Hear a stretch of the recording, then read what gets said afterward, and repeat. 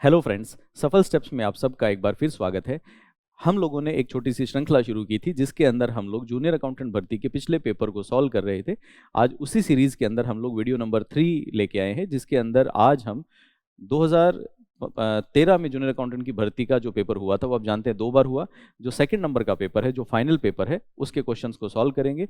10 question हम already पिछले 2 videos में कर चुके। आज हम उसका क्वेश्चन नंबर 11 सॉल्व कर रहे हैं। आइए देखते हैं क्वेश्चन क्या आया, वो देखिए जरा। क्वेश्चन था state the correct statement with regard to receipt and payment account in business house. किसी भी व्यापारिक संस्था के अंदर प्राप्ति और भुगतान खाते के बारे में सही वाक्य बताइए। तो जो नीचे वाक्य लिखे हुए हैं उनमें से सही वाक्य ढूंढना है। इसका मतलब है 4 सेंटेंस लिखे हुए हैं, 4 में से 3 तो गलत होंगे, तो गलत वालों को पहचानना है, जो बच गया वो एक सही है। तो आइए चेक करते हैं कैसे। सबसे पहला है, इसको बनाना अनिवार्य नहीं है। It is not compulsory to make it. इसको बनाना अनिवार्य नहीं है, ये पहला सेंटेंस है। और ये तो सही है कि प्राप्ति और भुगतान खाते को बनाना कोई आवश्यक नहीं होता, प्रत्येक व्यावसायिक संस्था के लिए इसको बनाना जरूरी नहीं है। ये तो सही है, हमारा उत्तर यही हो सकता है। लेकिन इससे पहले हमें बाकी चीजें भी देखनी पड़ेंगी। अगला है जिसका नाम है, यह एक नाम मात्र का खाता है। प्राप्ति और भुगतान खाता, प्राप्ति और भुगतान खाता या रिसिप्ट एंड पेमेंट अकाउंट एक ऐसा अकाउंट होता है जिसके अंदर व्यापारी जो पैसे आते हैं उनको लिखता है कहाँ कहाँ से हमें प्राप्तियां हुई और हमने उस पैसे का यूज करके पेमेंट कहाँ कहाँ पे किया। तो एक तरह से ये कैश अकाउंट जैसा अकाउंट है जिसके अंदर आया कहाँ से और गया कहाँ से वो लिखा हुआ है। तो इसका नाम मात्र का खाता होना, नॉमिनल अकाउंट होना कोई चांस नहीं है। Nominal account normally income expenditure के अकाउंट, प्रॉफिट लॉस के अकाउंट होते हैं। तो ये आय व्यय का खाता तो नहीं है, इसके लिए इसका मतलब निकला कि ये सेंटेंस तो गलत है। दूसरा है, लाभ हानि की जानकारी के लिए इसे बनाना आवश्यक है। ध्यान दीजिए, खाते का नाम प्राप्ति और भुगतान खाता है।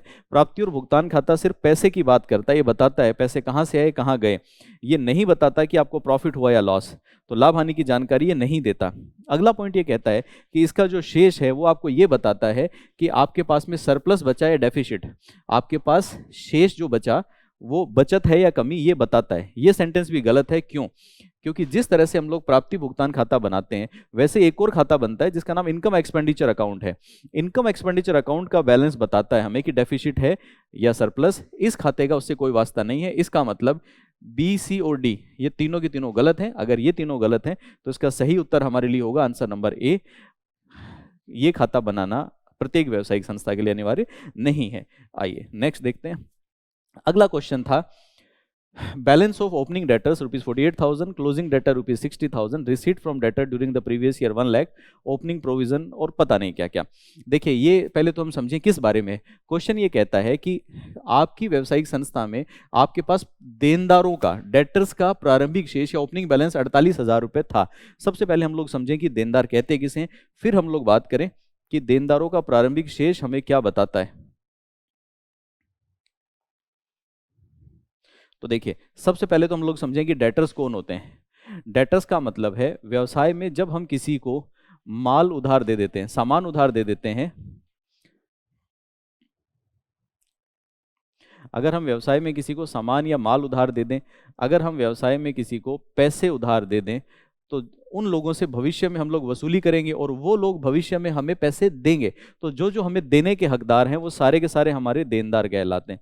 तो इसका मतलब ये हुआ कि देनदार वो लोग हैं जिनसे या तो हमें रुपए लेने हैं या हमें उनसे, हमने माल बेच रखा है, वसूली करनी है, मतलब उधार दिए हुए पैसे या माल। चलिए, तो वो तो हमारे देनदार हो गए। अब क्वेश्चन कहता है कि देनदारों का प्रारंभिक शेष इतना था। प्रारंभिक शेष का मतलब है जब भी हम अकाउंट्स बनाते हैं तो अकाउंट्स हमेशा एक फिक्स पीरियड के लिए बनती है। तो एक निर्धारित समय अवधि के लिए अकाउंट्स बनाए जाते हैं और वो समय अवधि कुछ भी हो सकती है। नॉर्मली अकाउंट्स बनता है 1 वर्ष के लिए। मान लीजिए कि आप जिस संस्था के लिए अकाउंट्स बना रहे हैं वहां पे कैलेंडर वर्ष फॉलो होता है। इसका मतलब अकाउंट्स कौन से 12 महीने के लिए बनेगा, 1 जनवरी से शुरू करके 31 दिसंबर तक बनेगा। अगर मान लीजिए कि आपकी संस्था कैलेंडर वर्ष का पालन नहीं करती है, आप लोग वित्त वर्ष का, फाइनेंशियल ईयर का पालन कर रहे हैं, तो यही आपके लिए जो अवधि हो जाएगी वो हो जाएगी 1 अप्रैल से लेके 31 मार्च तक। अब देखिए, साल का जो पहला दिन होगा, जिस दिन आपने दुकान खोली है, अपनी व्यवसाय शुरू किया है, साल के पहले दिन, उस दिन आपके पास में जो भी चीज़ें उपलब्ध होती हैं उसको हम लोग बोलते हैं प्रारंभिक या ओपनिंग। तो साल के पहले दिन जितना कैश हमारे पास में है वो ओपनिंग कैश या प्रारंभिक कैश कहलाएगा। साल के पहले दिन जितने भी देनदार हैं, मतलब साल के पहले दिन जितने लोगों से वसूली करनी है, वो प्रारंभिक देनदार कहलाते हैं। तो हमारा क्वेश्चन बता रहा है कि ओपनिंग में, प्रारंभ में हमारे पास देनदार कितने हैं, ये हमारे क्वेश्चन में पता है। चलिए, ये तो प्रारंभिक देनदार की बात आई। प्रारंभिक देनदार के बाद अब साल के बीच में क्या घटनाएं घटेंगी। वर्ष के दौरान अगर हम लोगों ने, ये तो शुरुआत में इतने लोग थे जिनसे वसूली करनी थी, वर्ष के दौरान अगर हम लोगों ने और उधार माल बेच दिया और क्रेडिट सेल कर दिया, तो और क्रेडिट सेल करने से देनदार और बढ़ जाएंगे। किसी से 1000 रुपये पहले लेने थे और उसको और उधार माल दे दिया तो और पैसे लेंगे। तो जब जब हम सेल करते हैं इससे पैसे बढ़ जाते हैं। कभी कभी ये लोग बड़े शरीफ हैं, वापस आते हैं और वापस आके कहते हैं भाई साहब आपका पेमेंट ले लो, तो देनदार आके हमारा पेमेंट दे जाते हैं। अगर उन्होंने हमें पैसे दे दिए तो उससे हमारा बैलेंस जो है वो घट जाएगा। और ये सारे जोड़ तोड़ करने के बाद लास्ट में जो बचता है उसको हम लोग बोल देते हैं क्लोजिंग डेटर, या उसको हम बोल देते हैं अंतिम देनदार। लेकिन इसके बीच में एक घटना और घटती है। वो घटना क्या है, जिन लोगों को हमने पैसे उधार दे रखे होते हैं कई बार उनसे पैसे डूब जाते हैं और उनसे वसूली होने की संभावना नहीं होती, हमें उम्मीद नहीं है कि उनसे कुछ रिकवरी होगी। तो जिनसे वसूली नहीं होने वाली होती उनको हम लोग नाम देते हैं कि ये बैड डेट हो गए, ये बुरे देनदार बन गए, ये पैसे डूब गए। अगर पैसे डूब गए तो वो भी तो यहाँ से घटेंगे। तो अगर मान लीजिए कि आपके पैसे डूब जाते हैं तो वो भी यहाँ से घटेंगे। अब अगर बैड डेट हुआ, बैड डेट बोलते हैं इसको, हिंदी में बोलते हैं डूबत ऋण। अगर डूबत ऋण हुआ, पैसे डूब गए, तो भी यहाँ से घटाने, लेकिन पैसे डूब जाएंगे तो इससे व्यवसाय को घाटा होगा। इसलिए हर व्यवसाय क्या करता है, पैसे डूबे तो नुकसान कम हो, हम पहले से तैयार रहें, इसके लिए हम पहले से तैयारी करके रखते हैं। पहले से जो हम तैयारी करके रखते हैं उसको व्यवसाय में बोलते हैं हम लोग प्रावधान या प्रोविजन। तो ये क्वेश्चन कुछ और भी बता रहा है इस प्रावधान के बारे में। क्वेश्चन कहता है कि साल की शुरुआत में प्रारंभ में आपने तैयारी कर रखी थी, प्रारंभिक देनदार, प्रारंभिक बैड डेट्स का बैलेंस कुछ था और अंत में जो बैलेंस है वो भी कुछ और है। ये क्वेश्चन की सारी इंफॉर्मेशन है। अब क्वेश्चन पढ़ते हैं, शायद हमें पहले से बेहतर लगे। साल के प्रारंभ में देनदारों का शेष ओपनिंग डेटर 48,000 के थे। तो सबसे पहले हम क्वेश्चन में ही चलते हैं, ओपनिंग डेटर लिख लेते हैं। ओपनिंग डेटर थे हमारे पास 48,000 के, 48,000 के थे।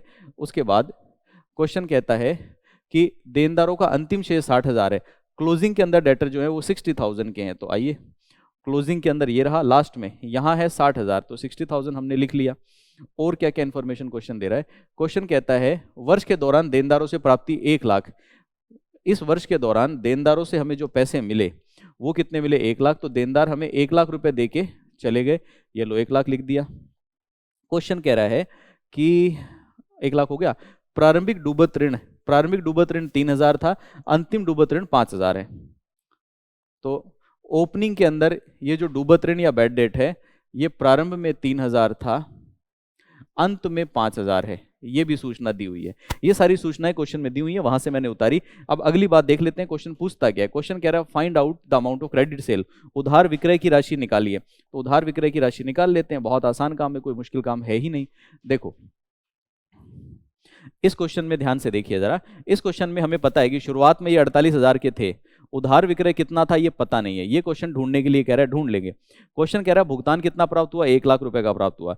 बैड डेट या पैसे कितने डूबे उसकी कोई सूचना नहीं है, इसका मतलब बैड डेट इस साल हुई ही नहीं, तो बैड डेट 0 हो गई। अंत में कितना डेटर है, अंत में 60,000 रुपए है। तो सारी बातें पता हो, एक चीज मिसिंग हो तो वो तो ढूंढी जा सकती है। तो कैसे ढूंढेंगे, उल्टे ऑर्डर में चलो, नीचे से चलेंगे तो जो जो चीजें माइनस हुई है वो प्लस हो जाएंगी। ऊपर की तरफ चले तो ये यहाँ पे माइनस हो रहा है, जुड़ जाएगा, 1,60,000 हो गया और ये घट जाएगा। 1,60,000 में से 48,000 घटेगा तो आंसर आ जाएगा 1,12,000। पीछे चल के देखते हैं, आंसर हमारा हो जाएगा 1,12,000 या सी। लेकिन एक सूचना और थी, उसका क्या करें। एक सूचना यहाँ पे है कि ये जो प्रारंभिक देनदार का बैड डेट्स का जो प्रावधान था वो 3,000 था और 5,000 हो गया। ये कैसे हुआ होगा, 2,000 रुपए का प्रावधान हमने और बनाया होगा, तो उसको हम लोग नाम दे देते हैं नया प्रावधान। नया प्रावधान बनाया, वो बनाया 2,000 का। नया प्रावधान बनाने से देनदारों के बैलेंस में कोई फर्क नहीं पड़ता। जब हम प्रावधानों को, प्रोविजंस को ये लिखते हैं कि प्रोविजन को कम किया गया, देनदारों में से एडजस्ट किया गया, समायोजित किया गया, तभी यहाँ पे बैड डेट आती। तो इसकी सूचना ये फालतू है, इस सूचना का यहाँ पे कोई उपयोग नहीं है। अकाउंट्स का क्वेश्चन सॉल्व करते टाइम पे दिमाग को खुला रखने की जरूरत होती है। अकाउंट्स के क्वेश्चन में आपको जो डाटा दिया जाता है उसमें से आधे से अधिक डाटा ऐसा होता है जो आपके काम का नहीं होता। तो ये डाटा दे जरूर रखा था, बच्चे इसकी कैलकुलेशन करते रहेंगे, उधर ध्यान देंगे नहीं। इसकी कैलकुलेशन की कोई जरूरत नहीं थी, ये यूजलेस डाटा है, इसको साइड कर दिया, ये खत्म। बाकी कितना आसान क्वेश्चन था, ये दे रखा है, ये दे रखा है, ये दे रखा है, इनको सिर्फ प्लस माइनस करना था और आंसर आ जाता 1,12,000 और आपके 3 नंबर पक्के हो जाते। तो चलिए 3 नंबर हमने यहाँ से अपने कंफर्म किए। अब देखते हैं क्वेश्चन नंबर अगला। क्वेश्चन अगला है, ध्यान से पढ़िएगा। बेचे गए माल की लागत 26,000 रुपए है, प्रारंभिक रहतिया 2400 है, विक्रय 30,000 है, सकल लाभ 4,000 रुपए है, अंतिम रहतिया 1600 है, तो क्रय की राशि बताइए। If cost of goods sold is 26,000, opening stock is 2400, sale is 30,000, gross profit is 4,000, closing stock is 1600, then find out the purchase. Question कुछ बता रहा है और कुछ पूछ रहा है। देखो बड़ा आसान है, कोई दिमाग पे लोड लेने की जरूरत है ही नहीं। हमें सिर्फ ये सीखना है कि इस क्वेश्चन को कैसे सॉल्व किया जाता है। क्वेश्चंस में जब आप सॉल्व करते हैं तो वहां पे सबसे बड़ी खास बात क्या होती है, क्वेश्चन में डाटा देख के काम के डाटा को छांटना और उसको यूज करना, यही अकाउंट्स की मेन कला है। तो एक एक चीज देखते जाते हैं। क्वेश्चन पूछ रहा है परचेज बताओ, परचेज कैसे ढूंढेंगे। क्वेश्चन ये बता रहा है कि if cost of good sold, जो सामान आपने बेचा, वो सामान आपने बेचा है, उसकी लागत है 26,000 रुपए की, तो बेचे गए सामान की लागत 26,000 है। प्रारंभ में जो स्टॉक पड़ा हुआ था, शुरुआत में, शुरुआत का मतलब है जब दुकान खोली उस समय जो बिना बिका हुआ माल पड़ा था वो कितना है, वो हमारे पास 2400 रुपए का है। सेल हमारी हुई है 30,000 रुपए की, और क्लोजिंग स्टॉक बता रहा है आपको 1600 रुपए का। अब पता नहीं क्या क्या बता दिया, इन सब को छोड़ देते हैं और हम यहाँ पे देखते हैं। देखो तरीका क्या काम करने का। सबसे पहले हम लेते हैं सेल। सेल हमारी कितनी है, क्वेश्चन में दे रखी है, सेल हमारी है 30,000 रुपए, तो सेल 30,000 की है। इस सेल में से अगर हम लोग प्रॉफिट घटा दें, सकल लाभ घटा दें, तो प्रॉफिट घटाने से जो राशि बचती है वही हमारी कॉस्ट ऑफ गुड्स सोल्ड है। तो इस क्वेश्चन में देखो 30,000 में से प्रॉफिट कितने का हुआ, 4,000 का, क्वेश्चन बता रहा है 4,000 घटा दो तो हमारी कॉस्ट ऑफ गुड्स सोल्ड कितनी आ जाएगी, 26,000 रुपए। और क्वेश्चन को ध्यान से पढ़ो, क्वेश्चन के अंदर बेचे गए माल की लागत 26,000 है, कॉस्ट ऑफ गुड्स सोल्ड 26,000 है, ये बता रखा है। तो ये फिगर तो क्वेश्चन में पहले से पता है। इसका मतलब इस आंकड़े का हमारे क्वेश्चन से कोई वास्ता था ही नहीं, लेकिन बच्चे इसको कैलकुलेट करते रहेंगे तो ये परेशान करेगा। तो ये आंकड़ा फिजूल था, फर्जी था, इसकी कोई जरूरत नहीं थी। हम अपना क्वेश्चन सीधा सीधा यहां से शुरू कर सकते थे। कॉस्ट ऑफ गुड्स सोल्ड कितनी है, 26,000 रुपए, कॉस्ट ऑफ गुड्स सोल्ड 26,000 रुपए। अब इसके आधार पे हमें परचेज ढूंढना है। देखो परचेज कैसे निकलती है, बहुत आसान है, इस तरह से कुछ काम होता है। सबसे पहले हम लोग लेते हैं ओपनिंग स्टॉक, प्रारंभिक स्टॉक। प्रारंभिक स्टॉक के अंदर जोड़ दिया जाता है परचेज, परचेज के अंदर से घटा दिया जाता है क्लोजिंग स्टॉक, और अगर ये एडजस्टमेंट कर दें तो ये नीचे जो बचा वो बचेगा कॉस्ट ऑफ गुड सोल्ड। इतना सा हमारा क्वेश्चन है, बस इतना ध्यान रहना चाहिए, बाकी काम हम कर लेंगे। कॉस्ट ऑफ गुड सोल्ड हमें पहले से पता है क्वेश्चन में कि वो कितनी है, 26,000। हमें ये पता है कि ओपनिंग में स्टॉक कितना था, क्वेश्चन में ध्यान से पढ़ो, ओपनिंग में स्टॉक था 2400, तो प्रारंभ में था 2400। क्लोजिंग में कितना है वो भी हमें पता है, क्लोजिंग स्टॉक है 1600, तो क्लोजिंग स्टॉक हो गया 1600। अब देखिए आपको ये पता है, ये पता है, ये पता है, 1 2 3 और 4, 4 में से अगर 3 चीजें पता है तो चौथी चीज तो अपने आप निकल सकती है, तो चौथी निकाल लो। नीचे से कैलकुलेट करेंगे तो जो माइनस हुआ वो प्लस हो जाएगा, तो 26,000 में 1600 जुड़ जाएगा, तो ये हो जाएगा हमारे पास 27,600, और ये घट जाएगा, माइनस कर देंगे 2400, माइनस करो 0 0, 6 में से 4 गया तो 2, और ये बचा 5, और ये 25,200। आंसर आ जाएगा आपका डी, 25,200। आसान क्वेश्चन था, कुछ करने की जरूरत नहीं है, लेकिन काम की बात क्या है, क्वेश्चन को पढ़ना और क्वेश्चन में से काम की इंफॉर्मेशन छांटना। अगर आप ध्यान से देखें तो क्वेश्चन प्लस माइनस तक सीमित था, प्लस माइनस में ही हमारा क्वेश्चन खत्म हो गया। आगे चलते हैं, अगला सवाल है क्वेश्चन नंबर 14। क्वेश्चन नंबर 14 कहता है कि एक्स और वाई दो पार्टनर्स हैं और दोनों के दोनों अपने लाभों का विभाजन 5:3 में करते हैं। तो दो पार्टनर हैं जो 5:3 में प्रॉफिट का शेयर करते हैं, आपस में बांटते हैं। अचानक से इनको कुछ खुराफात सूझी और इन्होंने एक नया साझेदार अपने साथ मिला लिया जिसका नाम है जेड। जेड को इन्होंने बोला कि भाई साहब आपको 3/10 हिस्सा लाभ में देंगे, तो जेड को 3/10 हिस्सा मिलेगा। फिर क्वेश्चन कहता है कि ये 3/10 हिस्सा कहां से आएगा, इसमें से 1/10 तो हम लाएंगे एक्स से, 1/5 तो लाएंगे एक्स से, और 1/10 लाएंगे वाई से। क्वेश्चन में थोड़ा सा मिसप्रिंट है, तो 1/5 हिस्सा एक्स से लेंगे और 1/10 वाई से लेंगे। फिर क्वेश्चन कहता है कि बताओ नया लाभ का अनुपात क्या होगा। तो देखो हम करके देखते हैं, कोई परेशानी की बात ही नहीं है। एक बार पहले क्वेश्चन का डाटा उतारते हैं। क्वेश्चन के अंदर सबसे पहले देखिए पुराना अनुपात क्या था, ओल्ड रेशियो क्या था। तो ओल्ड रेशियो था दो लोगों का, x/y, और वह था 5:3। फिर हमने एक नया साझेदार, न्यू पार्टनर हम साथ में ले आए जेड। जेड को हमने बोला कि आपको 3/10 देंगे। ये 3/10 कहां से आएगा, 3/10 कहां से आएगा, ये देखो क्वेश्चन में दे रखा है। जेड अपना हिस्सा 1/5 तो एक्स से लाएगा और 1/10 वाई से, तो इसके पास ये हिस्सा कहां से आएगा उसको देखते हैं। जेड का हिस्सा कहां से आया, 1/5 तो आएगा एक्स से, 1/10 आएगा वाई से। ये क्वेश्चन है। क्वेश्चन कहता है बताओ अब नया अनुपात क्या होगा। तो बड़ा आसान है, देखिए तीनों का अनुपात ले लेते हैं, एक्स वाई और जेड। तीनों का अनुपात निकालना है, तीनों का अनुपात निकाल देते हैं, कोई परेशानी की बात नहीं। x का पुराना अनुपात देखिए 5:3 था, 5:3 को अगर लिखें तो 5:3 का मतलब हो गया 5/8, तो x का पुराना अनुपात 5/8, तो y का कितना था 3/8, और इसका तो क्वेश्चन में दे रखा है 3/10। ये तो तीनों के अनुपात पता है। अब जैसे ही z आएगा, ये z के आने से पहले के अनुपात थे इधर वाले, जैसे ही z आएगा तो x का हिस्सा कम हो गया, ये x से कितना ले जा रहा है, x का हिस्सा 1/5 वो ले जा रहा है, y का कितना ले जा रहा है, y का 1/10 ले जा रहा है। तो देखिए इनके आने से क्या होगा, x का हिस्सा 1/5 कम हुआ, y का हिस्सा 1/10 कम हुआ, और z को 3/10 मिल गया। इनको यूज करिए और इनको यूज करके गणितीय कैलकुलेशन है, सॉल्व कर दीजिए, आंसर आ जाएगा। तो देखो इसको फटाफट सॉल्व कर लेते हैं। अब इनका एलसीएम लेंगे, इसको आगे सॉल्व करेंगे, तो अब तो मैथ्स है, आगे सॉल्व करेंगे तो 8 और 5 का एलसीएम लेंगे तो 40 आएगा, 8 5 40, 5 5 25, ये आ गया 25, 5 8 40, माइनस करेंगे तो 8, यहाँ पे आएगा अनुपात ये भी 40, 8 5 40, 5 3 15, ये आएगा 10 चौक 40 और 4, और ये आएगा हमारा अभी तो 3/10। अब इसको हम आगे सॉल्व कर लेते हैं, इनको सॉल्व करते हैं। इनको सॉल्व किया तो ये बन जाएगा 25 में से 8 गए 17, तो ये बचा 17/40, 15 में से 4 गया तो ये बटा 11/40, और ये बचा 3/10। सब बराबर नहीं है, इनको बराबर करना पड़ेगा। बराबर करने के लिए फिर से एलसीएम लिया तो 40 आया, ये 17 का 17 आ जाएगा, ये 11 का 11 आ जाएगा, और ये 10 चौक 40 और 3 12, ये आ जाएगा 12, और फाइनल रेशियो हमारे बचेंगे 17 11 और 12। अब अपना क्वेश्चन चेक कीजिए, क्वेश्चन में 17 11 12 कहीं था क्या, ये रहा, तो आंसर हो जाएगा हमारा बी, 17 11 12 हमारा फाइनल आंसर है। इसके बाद अब हम चलते हैं आगे, ये आसान आसान काम है, कुछ परेशानी का सबब है ही नहीं। अगला क्वेश्चन है, सी को एक फर्म लाभों के 1/4 भाग के लिए प्रवेश देती है। सी ने पूंजी के रूप में 30,000 रुपए का विधान दिया। ए और बी की पूंजी 3:2 है। लाभ का विभाजन करने का अनुपात 3:2 है। यदि सी की पूंजी को आधार माने तो ये बताइए कि ए और बी की आवश्यक पूंजी कितनी होगी। देखिए कुछ नहीं, क्वेश्चन को समझिए, क्वेश्चन बड़ा आसान सिंपल सा है। क्वेश्चन ये कह रहा है ठीक कि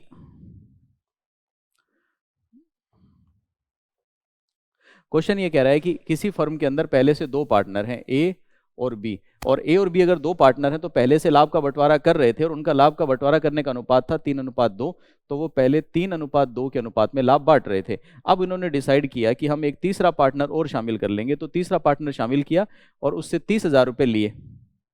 तो जो हमने तीसरा पार्टनर शामिल किया उसका नाम है सी। सी से हमने 30,000 रुपये लिए और उसको वादा किया कि आपको लाभों में 1/4 का हिस्सा देंगे। अब याद रखिएगा ये बहुत आसान है, अगर ये आदमी लाभों का 1/4 हिस्सा लेगा तो इसका मतलब है जो कुल पूंजी होगी व्यवसाय में, कुल निवेश होगा, इसका भी 1/4 ये लगाएगा। अगर हमें कैलकुलेट करना हो कि टोटल व्यवसाय की पूंजी कितनी होगी तो कुल पूंजी निकालना बड़ा आसान है। कुल पूंजी को हम लोग टोटल कैपिटल बोल देते हैं। कैसे निकालते हैं, अगर मान लीजिए कि ये 30,000 रुपये देता है और इसको लाभ में 1/4 हिस्सा मिलेगा, तो हम कह सकते हैं कि 1/4 लाभ कमाने के लिए अगर आदमी 30,000 लगाता है तो पूरी पूंजी कितनी होगी, तो 30,000 गुणा में कर देंगे 4/1, उल्टा हो जाता है, 30,000 गुणा 4/1 करेंगे तो ये कितना हो गया 1,20,000। तो 1,20,000 व्यवसाय की कुल पूंजी होगी। अगर व्यवसाय की कुल पूंजी 1,20,000 है तो हम निकाल सकते हैं कि ए और बी की पूंजी कितनी होगी। ए और बी की पूंजी निकालना तो बड़ा आसान है। कैसे, व्यवसाय की कुल पूंजी है 1,20,000, इसमें से सी कितना लाता है ये तो हमें पता है, वो कितना है 30,000, तो 1,20 में से सी लाया 30,000, तो इन दोनों की कितनी होगी 90,000। टोटल 90,000 है, लेकिन 90,000 को इन दोनों में बांटना है कि 90,000 में से ए की कितनी, 90,000 में से बी की कितनी है। तो बेहद सरल काम है। इनका अनुपात क्या है 3:2।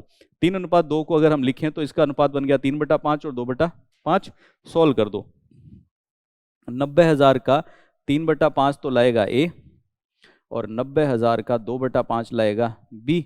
इसको अगर सॉल्व करें तो ये 18 से कट जाएगा, 18 3 54, तो ये बन गया 54,000 और 18 दूनी 36, ये आ गया 36,000। तो इनकी पूंजी क्या आनी चाहिए 54 और 36। क्वेश्चन में चेक कीजिए 54,000 36,000 कहीं है क्या, क्वेश्चन में ये रहा 54,000 और 36,000, तो आंसर बन जाएगा हमारा बी और ये हमारा करेक्ट आंसर हो गया। तो मैं उम्मीद करता हूं कि ये सेशन आपको पसंद आया होगा और मैं साथ के साथ आपको ये विश्वास दिलाता हूं कि अकाउंट्स बहुत आसान चीज़ है अगर थोड़ा सा सिस्टम से किया जाए। अभी तो हमने क्वेश्चन किए इसलिए काफ़ी जल्दबाजी रखी, अगर इसको सलीके से धीरे धीरे किया जाए तो ये चीज़ें बहुत आसानी से समझ में आती है और स्कोरिंग पेपर है। तो आज के सेशन को हम लोग यहीं कंक्लूड करेंगे। हम लोगों ने जूनियर अकाउंटेंट और इसके साथ साथ फर्स्ट ग्रेड इकोनॉमिक्स के लिए गोपालपुरा के अंदर ऑफलाइन बैच स्टार्ट कर रखा है। अगर आपको लगता है कि हम आपकी सही गाइडेंस कर सकते हैं तो आपका वहाँ पे स्वागत है। इसके साथ साथ सभी प्रकार की भर्तियों के लिए ऑनलाइन बेस्ट क्वालिटी की एजुकेशन सफल स्टेप्स के प्लेटफॉर्म पे अवेलेबल है। सफल स्टेप्स ऐप डाउनलोड कीजिए और वहाँ पे अपना मनचाहा कोर्स आप ज्वाइन कर सकते हैं। अगर आपको हमारा कंटेंट पसंद आता है तो हमारे चैनल को लाइक कीजिए और सब्सक्राइब कीजिए। इससे हमें आगे बढ़ने के लिए मोटिवेशन मिलता है और हमें प्रेरणा मिलती है कि हम और भी अच्छा कंटेंट आपके लिए लेके आए। आप सबका आज के वीडियो के ध्यान से देखने के लिए बहुत बहुत धन्यवाद। Thank you.